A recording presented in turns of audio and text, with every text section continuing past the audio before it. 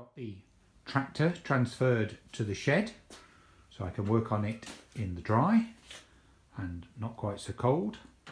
I've got the light set up and I've now just got to work out the best way to save the oil that's going to drop out of the gearbox, because there's something like 120 pounds worth of oil in there, and being as the tractor's only worth 500 pounds at the moment, I don't want to lose a fifth of its value. Okay, so it's D-Day for removing the hydraulic filter on the L2000 Kubota. Got as much light set up as I can. One thing I must say is I'm not particularly well today due to various reasons, so I apologise for any snuffles in advance, but that can't be helped and I do want to get this job done. First job is to get the thing moving. You'll notice that this component is in the way. I've got to try and get behind that, and also mine has a cable fastened to one of the bolts, so I've got to remove that to start with.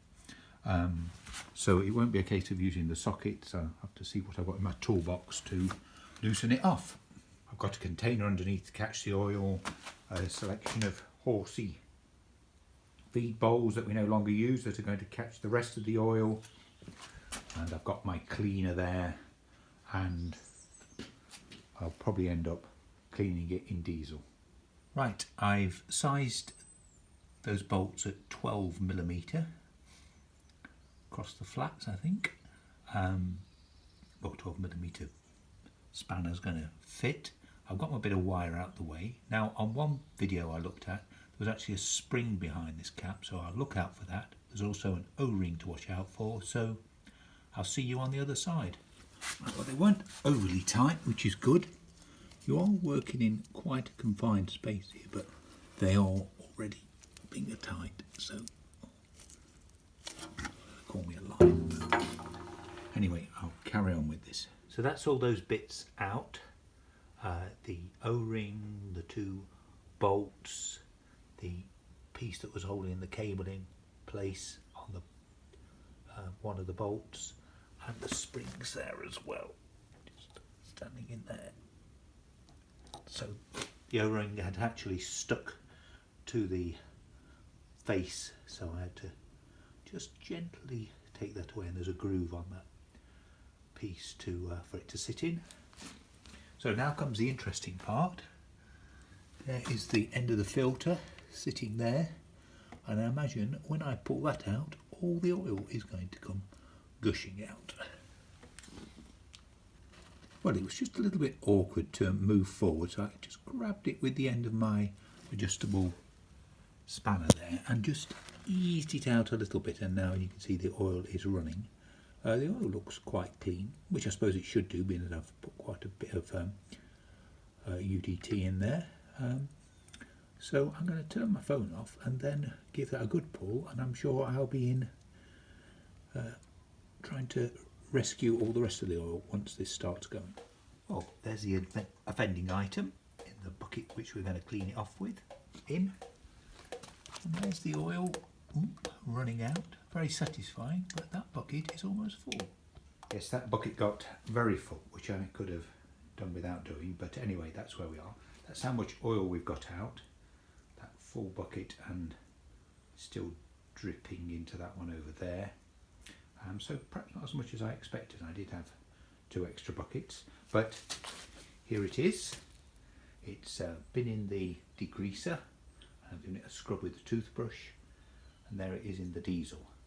And I shall agitate it in there a bit. Lots of little bits of metal, the usual bit of orange paint coming off.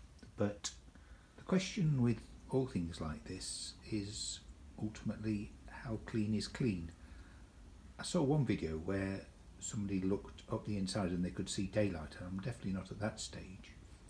But that's the latest lot of diesel, and that's all my waste, so you can definitely see it was pretty filthy, and it's getting cleaner. I think I might put it back together at that, see how we go, take some dimensions just in case I need to buy a new one, source a new one and take it from there. Right, so the filter's back in position, slides in quite nicely. You just have to jiggle it a little bit because it's got a tapered end, so it sits in nicely like that. One thing I noticed on my casting here is that the circle isn't quite central. I think you can see that, the O-ring's in its groove, but the end fitting is all over the place. So I'm not quite sure which way it came off, but it's definitely going to go back on, and I suppose the spring will hold it anyway, and hopefully that isn't a design feature. Well, that has to be the most awkward part of the whole job, especially if you're left-handed like me. Where is it? Down there. Yeah, I finally got the two bolts started because you're working in sort of restricted space and you've got to work against that spring. But anyway, now all I've got to do is tighten it up, fill up with oil or refill the oil, and see where we are. Well, I think that's been reasonably successful. I avoided putting the very bottom of all the oil in, but I've put in what I can. Made a mess everywhere, of course. That's the dog wants to come and see me now. And I've got a little bit of new oil I'm going to top it up with. And I think, as people know, you top it up to the point where the oil runs out of this hole here.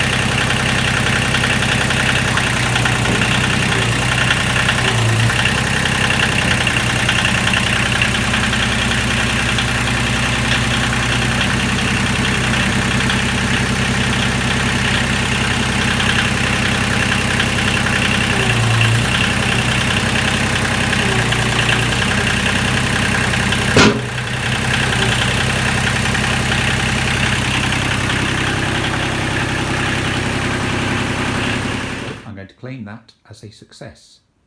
Still got some tidying up to do, but I might save that until it's a little warmer outside. So, thank you for watching this video.